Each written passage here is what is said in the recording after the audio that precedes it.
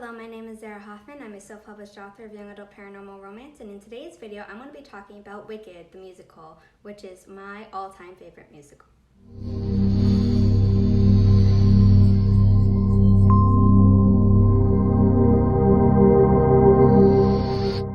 Based on the novel Wicked, The Life and Times of the Wicked Witch of the West by Gregory Maguire, which this year reached its 25th anniversary of publication, Wicked the musical has been on Broadway since it opened in 2003.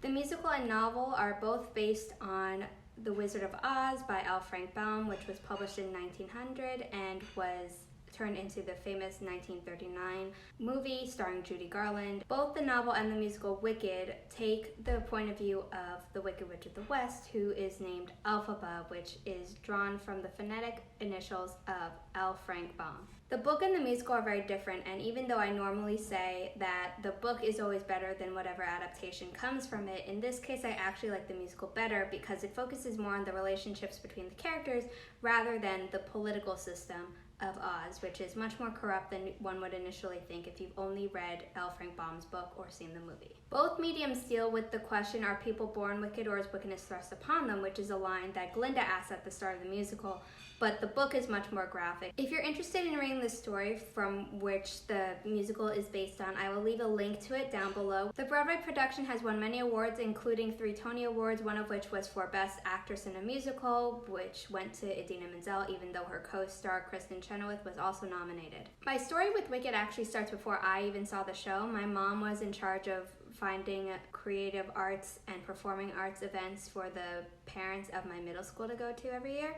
And one year she picked Wicked based on the recommendation of a friend, and she took raffle ticket winners and herself and a family friend to go see the show, only to find out that Kristen Chenoweth was not in that night's performance, which really freaked out my mom because that was the main reason my mom went to the show. But if anyone has seen the show already, you know that as good as Glinda is, it's the Elphaba who really makes the show, and Idina Menzel, the original actress who played her on Broadway, was obviously still in the show because this was towards the very start of the run. If you don't know her from Broadway, you probably know Idina Menzel from Disney though, because she played Nancy in Enchanted. I'm joking. You know her because she's the voice of Elsa in the Frozen franchise. Even though she's the official voice of Elsa, she didn't play her on Broadway during the short-lived production that was closed due to COVID, and the honor of that went to Cassie Levi, who actually has played Elphaba on Broadway as an understudy. I don't personally remember seeing the show for the first time, but I do know that I saw it with the original cast, minus Kristen Chenoweth, who left shortly after not receiving a Tony Award for her role, and that my mom and I obviously loved it enough that we got tickets to see it again on the night that was going to be Idina Menzel's final performance. For those of you who don't know your Broadway history, she actually didn't perform that night because the day before during the matinee she injured herself very severely and therefore could not perform, meaning her replacement, Shoshana Bean, had to go in a night early and perform to an entire auditorium filled with people who were there to see Idina. There is a moment in the beginning of the show where Elphaba runs down the stage and is in the spotlight, and we all gave her applause even though she wasn't Idina Menzel. And the night went on without a hitch and she did really well, and at the end, at the curtain call, Idina Menzel came out in a red tracksuit and accepted the flowers that were meant for her and the applause, and it was a really wonderful send-off even if she wasn't performing.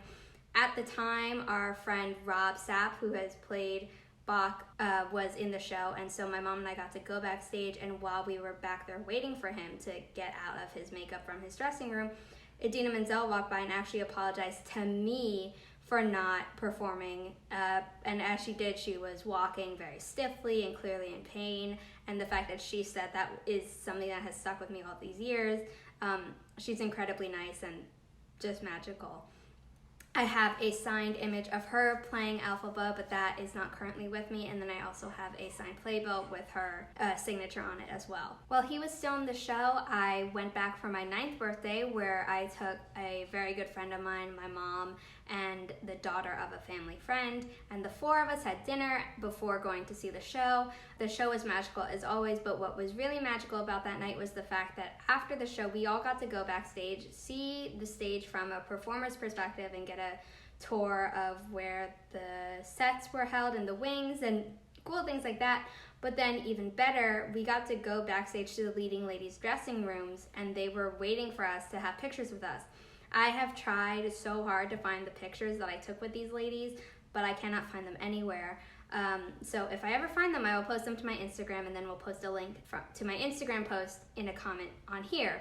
In the meantime, though, I'm going to tell you more about the ladies who I met. That would be Eden Espinosa and Megan Hilty.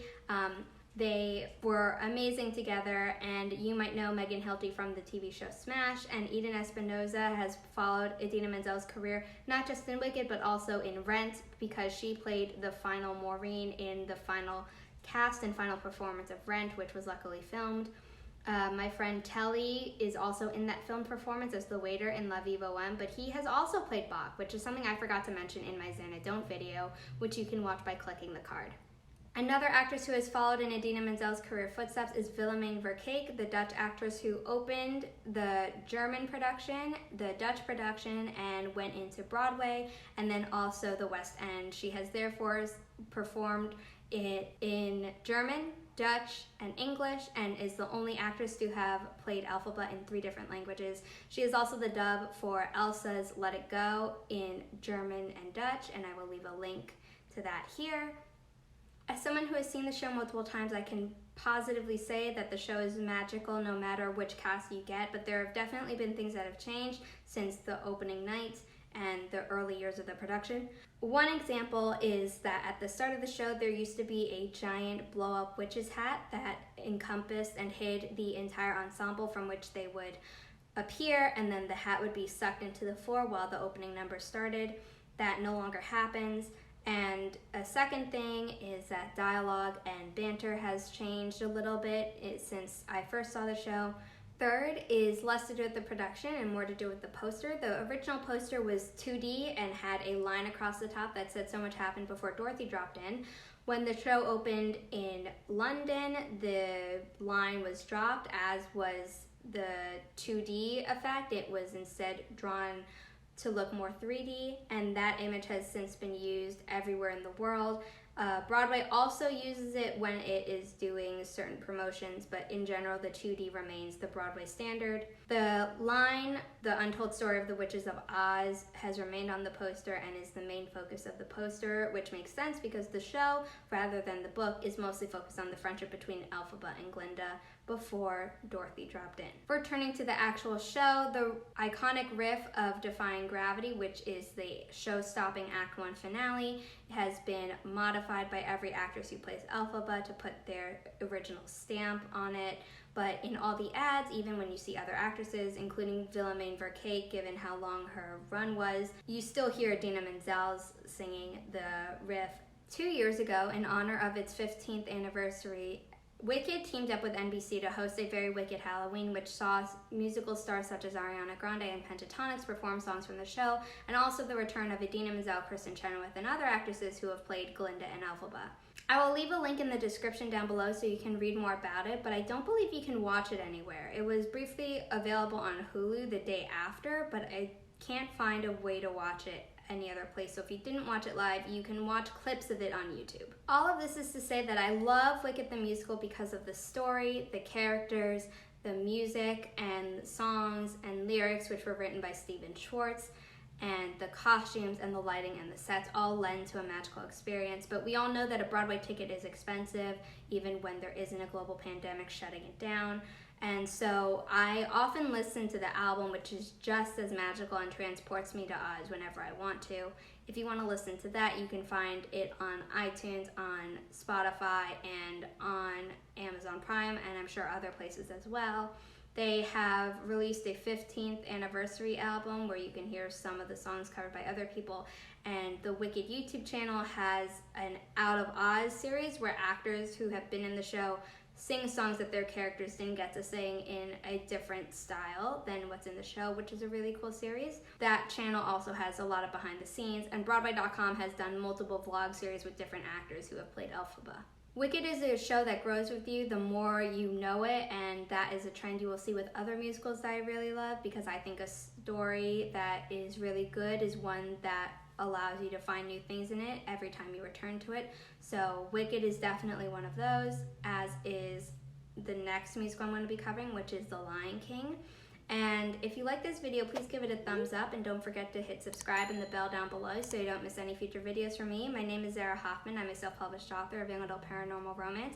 I make videos about writing and about musical theater, and I am hosting writing sprints 3 times a week. I am hosting them on Wednesdays at 10 a.m. Eastern Standard Time, Fridays at 7 p.m. Eastern Standard Time, and Sundays at 9 a.m. Eastern Standard Time, with the exception of tomorrow, November 1st, where I will be starting an hour early, which is at 8 a.m. because I will be going for 4 hours because I have 6 guests joining me on my channel, and we will be doing our best to kick off NaNoWriMo with a strong start. Bye!